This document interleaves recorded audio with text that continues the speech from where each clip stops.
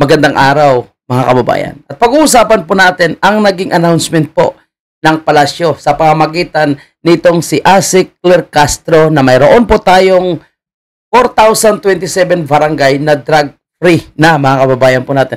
At alam nyo ba, no? Mukhang ito po yung naging dahilan kung kailangan niyang kung bakit kailangan niyang ipatanggal itong si Miss Eden Santos ng NET 25 dahil supalpal siya dito nung hiningi po ni Miss Eden Santos kung anong barangay ang sinasabi niyang kabilang sa 4,027 barangay na drug-free na. Pero bago natin ipi-play ang video na ito at bago siya supalpalin ng isang taga-suporta ni President Duterte, ito, puntahan muna natin ito. Last January, mga kababayan, this is January 2025, nag-announce po ang PDEA na mayroon na pong 70% na mga barangay ay drug-free. Ang kabuuang barangay po mayroon sa Pilipinas is 42,001. So, ang 70% supposed to be ay 29,404. So, sabihin natin 29,000 plus.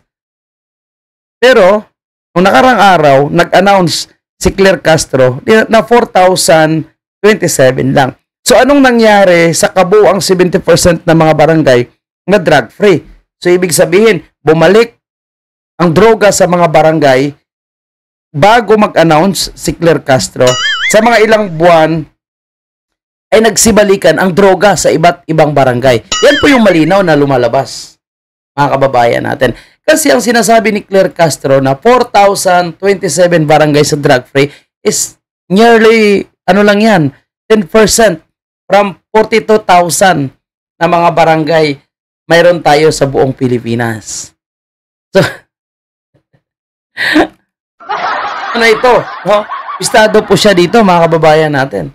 Kasi, ang sinasabi nila na 70%, tapos, after 6 months, biglang naging 10% na lang ang drug-free. So, the rest na 60% ng kabuuang barangay na dating drug-free ay bumalik. Ganun ba yun? Tingnan nyo, i-analyze nyo po mga kababayan natin. Pero ito, pakinggan natin muli yung kanyang ulat mga kababayan. 2022 hanggang May 31, 2025, umabot na sa 4,027 barangays ang naideklarang cleared sa illegal drugs. Magandang araw po sa inyong lahat. Okay, pakinggan natin si Sir kasi siya parang matagal na rin po siya nag-update.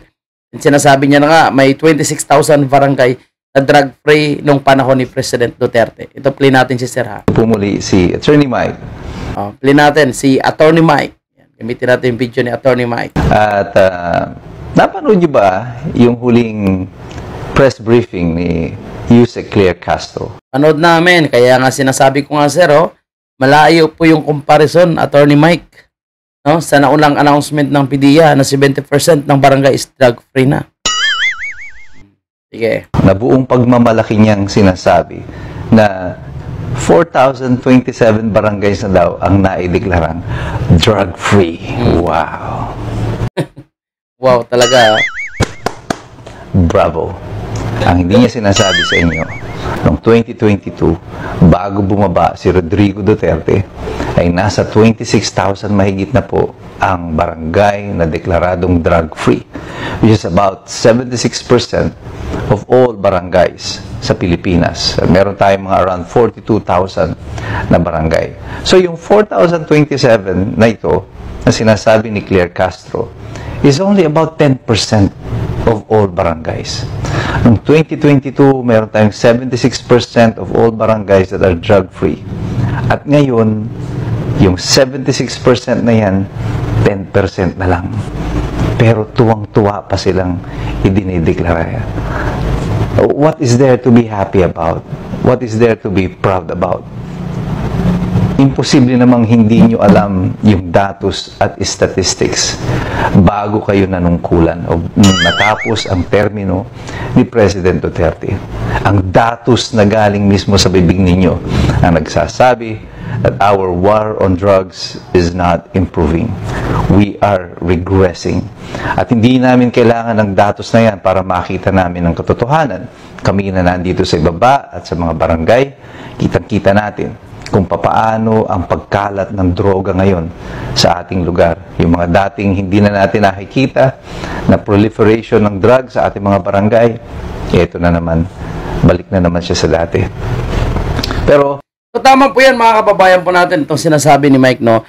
So kung from 26,000 nung panahon ni President Duterte, tapos nagsabi pa nga sila ng 70%, tapos, sabihin natin, okay, nagkaroon ng 70%, almost 70% na po sila, no? Na na-cleared na mga barangay. So, ibig sabihin, clear na yan nung panahon ni President Duterte. So, pag upo ni Marcos Jr., parang naipagpapatuloy lang.